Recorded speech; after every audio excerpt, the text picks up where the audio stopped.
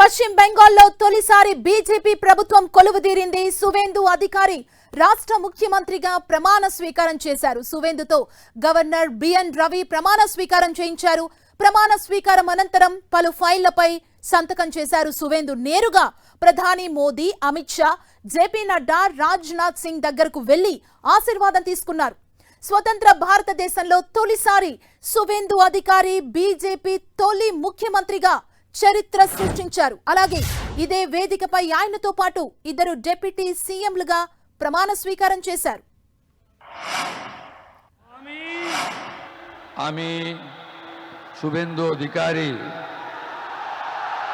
ঈশ্বরের নামে শপথ করিতেছি যে বিধি দ্বারা স্থাপিত ভারতের সংবিধানের প্রতি আমি অকৃত্রিম নিষ্ঠা ও আনুগত্য পোষণ করিব। আমি ভারতের সার্বভৌমত্ব ও অখণ্ডতা রক্ষা করিব।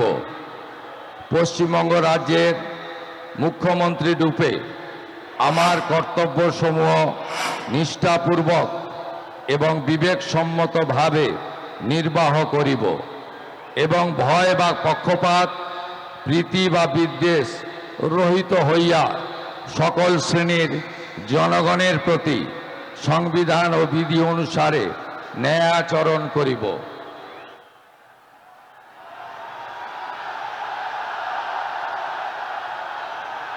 আমি